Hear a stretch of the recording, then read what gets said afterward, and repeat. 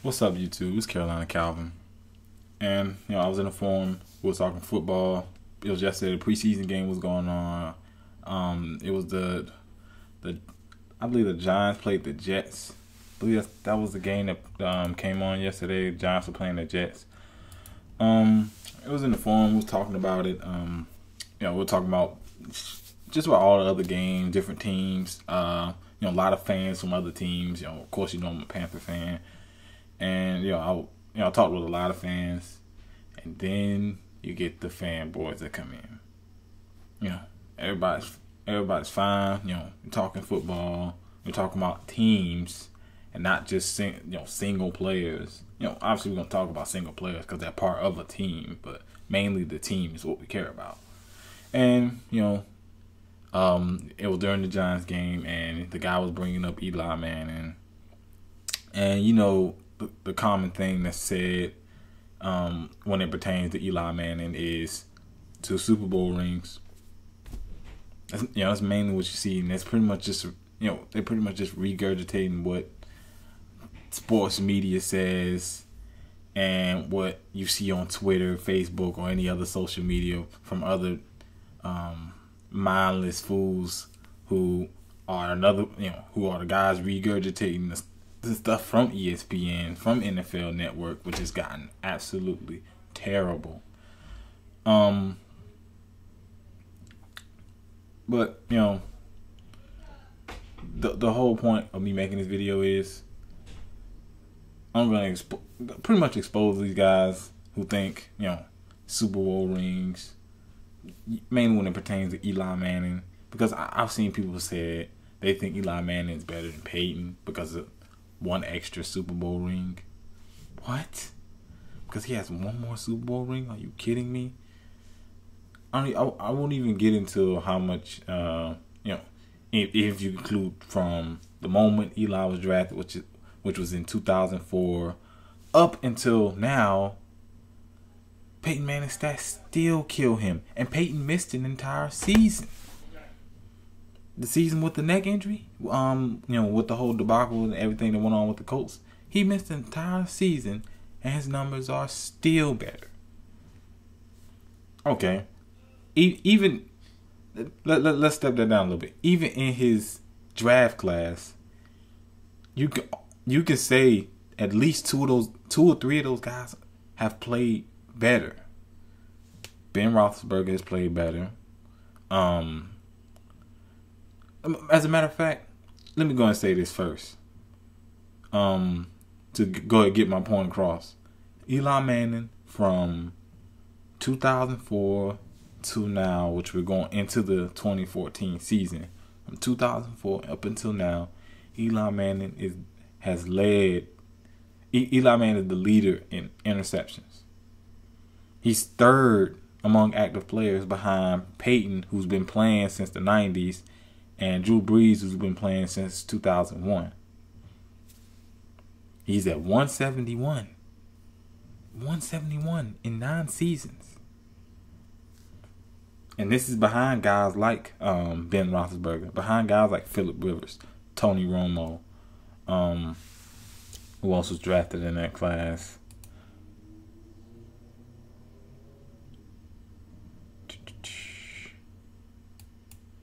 Those are the big name guys. Because I actually had it written down, but I only wrote down the guys who are still really big now, and those guys are still really big. Now, honestly, I don't think he's better than Ben Roethlisberger. I may get a lot of shit for it. I don't think he's better than Ben Roethlisberger. I don't think he's better than Phillip Rivers. I mean, you look at the numbers. Let's see. Phillip Rivers. Phillip Rivers has 221 touchdowns and only 104 interceptions. Now, Phillip Rivers didn't play the first 2 seasons of his career because Drew Brees was still there. He didn't start till 2006. And yet, he has 221 touchdowns. Now, let me go ahead and give you Eli's. I already told you his interceptions are at 171. His touchdowns are only 229. So his touchdown-interception ratio is very poor compared to the elite quarterbacks during that same time span. Even a guy like Tom Brady, who doesn't have very many interceptions for his career, and even if you use it in that span, has even less. It has a bunch of touchdowns. He's another guy who you don't see too many people say. You'll get the people occasionally who say Eli's better just because his team has beaten Tom Brady's team twice, and I actually kind of find that weird because that's the same thing the Brady fans used against guys like Peyton Manning and shit. So really don't, I'll correct them obviously because it's completely false. It's obviously still a team sport, and teams are what is gonna win you games, not just one player. But we can go into completion percentage, and I'm just comparing the guys that were drafted in 2004. Also didn't name Tony Romo. Tony Romo had 208 touchdowns, only 101 interceptions. Ben Roethlisberger had 219 touchdowns, 122 interceptions. Get this, he has 10 less touchdowns than Eli Manning, but he has 49 less interceptions. So he's been more consistent. And you look at completion percentage, which all these guys, the three guys that I did, the three other guys that I did do from the 2004 draft class, all have better percentages. Ben Roethlisberger, 63.3%, from 2004 to now. Phillip Rivers, 64.4% from the time he was drafted to now. And Tony Romo at 64.6%. Now Tony Romo's a guy who gets a lot of shit. Obviously because the team doesn't go to the playoffs much. The problem has been the team. You got to give him some of the blame for those problems, but it hasn't all been him. You got the people who just hate the Cowboys. I dislike the Cowboys, but I'm not going to sit there and put the blame on just him alone. Especially seeing, for instance, last year, the defense was bad, and it doesn't look too much better this year. He's at 64.6%. And Eli is below them at 58.5%. So his touchdown interception ratio is lower than these other three guys. His completion percentage is lower, and he has just as many attempts. I mean, these guys were throwing just as much as he was. Especially Phillip Rivers, who had especially recently who has to throw a lot because his running game isn't the best. I find it amazing that these guys, Phillip Rivers never brought up as being an elite quarterback.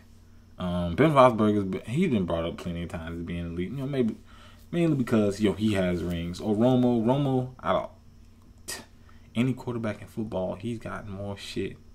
Fuck, you can even say athletes, man. The only guys I can think of who got more trash talked about him is LeBron James.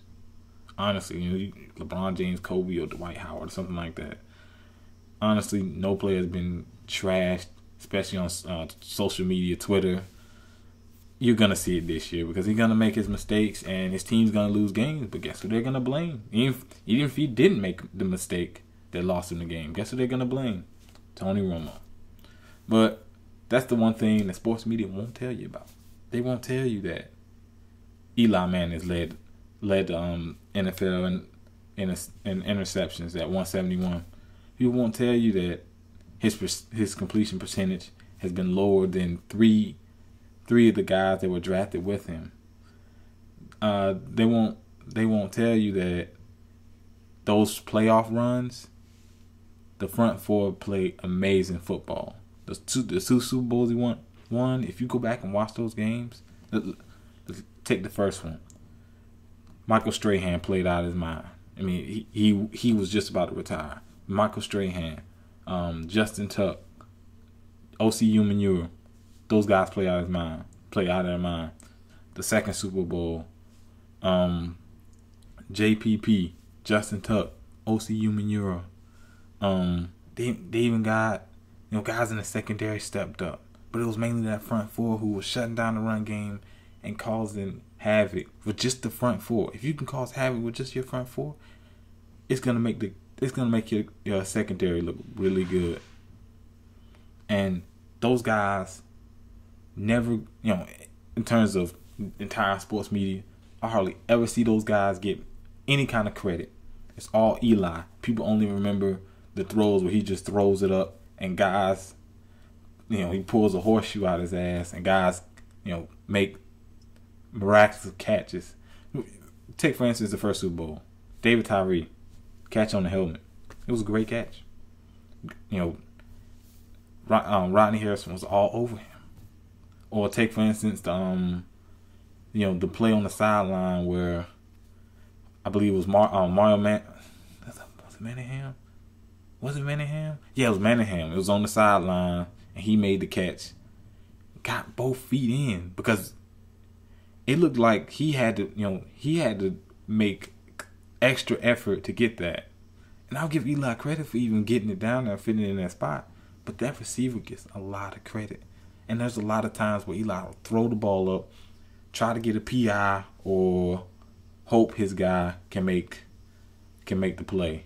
And it's a gunslinger mentality with him. And that's the big reason why he throws so many picks. Led last year with 27 picks. And this year he has the weapons at receiver. Hakeem Nicks is gone. Okay, you get Manningham back, who's a guy who has a camaraderie. Knows Eli and them, so he can easily come back in and play. You still got Victor Cruz, and name escapes me. I'm sorry, Ruben Randall. You still got Ruben Randall. They got a new guy in that tight end, and you got some promising young running backs. We'll see what he does this year, but last year was terrible for him, and he's been an interception machine, and he's gonna probably end up throwing more picks than his brother, and he doesn't even have nowhere near the touchdowns. But I'm done. This video's gone too long. This is what ESPN NFL Network won't tell you about Eli Manning. They won't tell you that, to me, while he's still a good quarterback, he has been vastly overrated. He has been overrated ever since, honestly, that first Super Bowl. They have overrated him, and the second Super Bowl just made people overrate him even more. But I'm done. Tell me what you think down in the comment section. Do you think Eli's overrated? Who do you think is the best quarterback from that 2004 draft? Hit that thumbs up button if you like this video, and subscribe. Thanks for watching.